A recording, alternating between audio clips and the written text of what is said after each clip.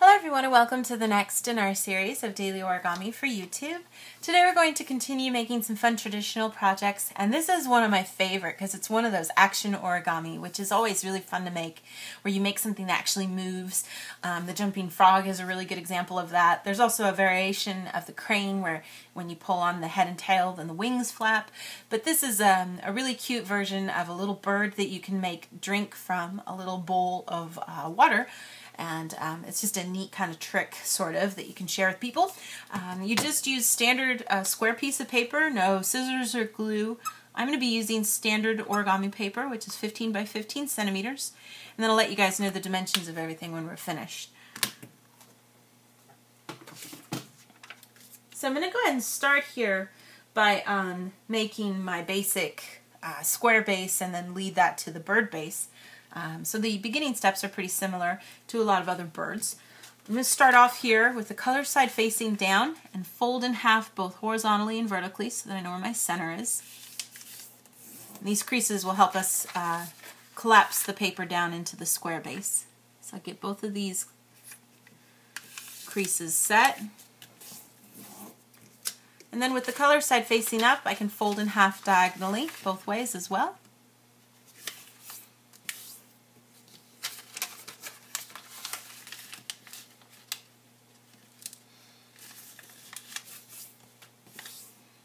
After you've gotten all those creases, look at the color side and find the mountain creases, pinch on opposite sides, and just kind of bring them into the center, shimmy everything around until you can get it to all lay flat into a nice diamond or square, which is where the square base gets its name.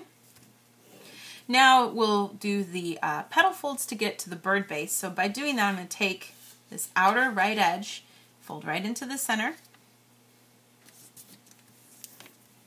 Do the same thing on the other side.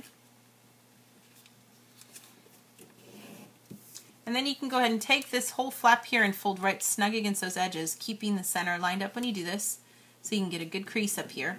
That'll help a little when we do everything. We'll open up all the flaps, take that very first top layer and pull up to that crease we just made.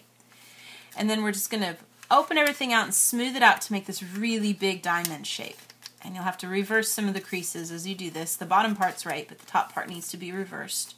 Get that all smoothed out until we get a nice big diamond shape there. And then I'm just going to flip it over and do the same steps on this side too.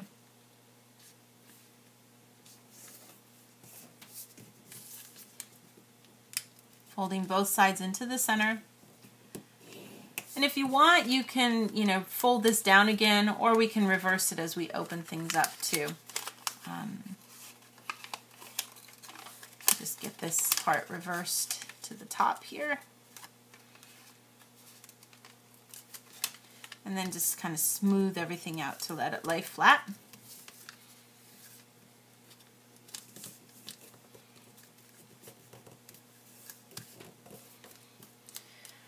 Once you've got all those, both of those completed, I'm just going to take the left flap and fold over to the right. Keep everything nice and smooth.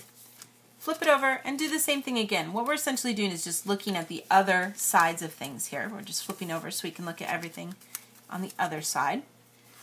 Now take the top layer and fold up. And we want to try to keep that as smooth as we can. And I'm going to do a little rabbit ear fold here with what you see. So the easiest way to do that is to first we need to create two diagonal creases that kind of meet up here in the middle to create sort of a triangle. To do that, I could take the outer edge and fold down to this bottom side. Now I don't want to make a complete crease. I'm just going to stop the crease right there in the center. So you can mark the crease off there. So you have got the crease there.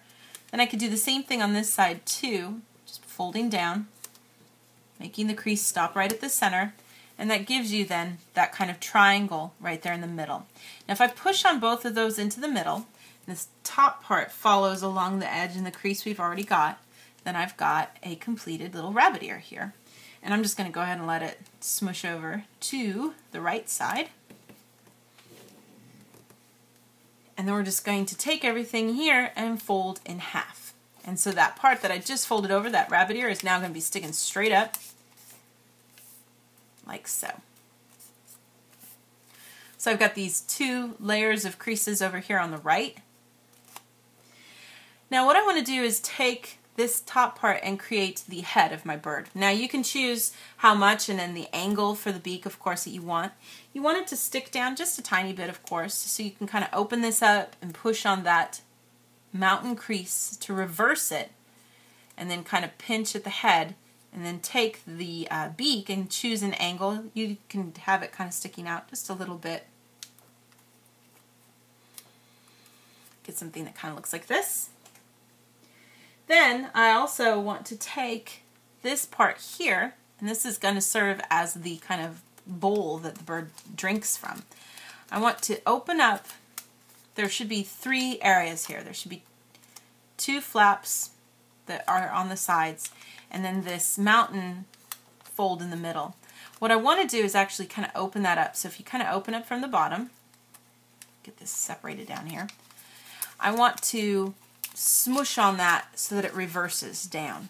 And put a little pressure in there, you can kind of get it to open up and smooth out. You don't have to make any serious creases here. We just want to kind of open things up so we get the illusion of this nice little like bowl kind of there on the sides, with these edges kind of opening out to be like the lips of that kind of bowl.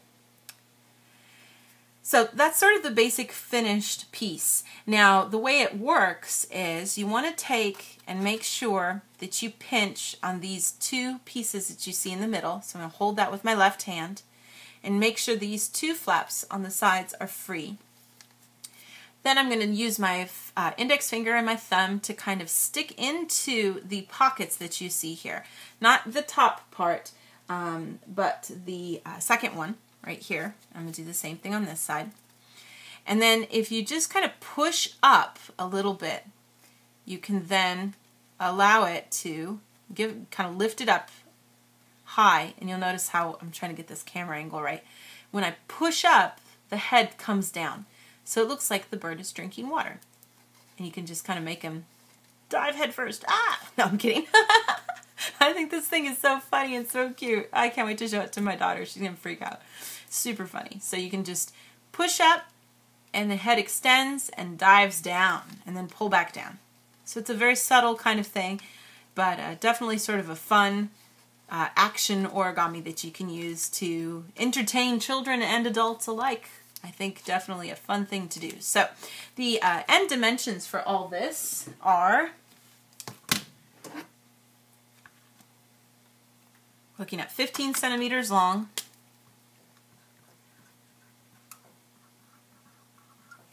and about from head to toe here,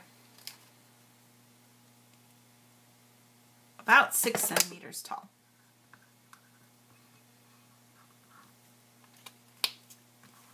So you can certainly make this bigger if you want to. I think, this is pretty good for little kid hands. You can even get little kid fingers in there and they can pinch on this and still get it to work. If you make it too big, then you might find that it's a little hard to hold on to and may not have the same grace that you get from having this like origami size paper for it. But that should give you your finished project for today. Thank you so much for watching, and we'll see you next time.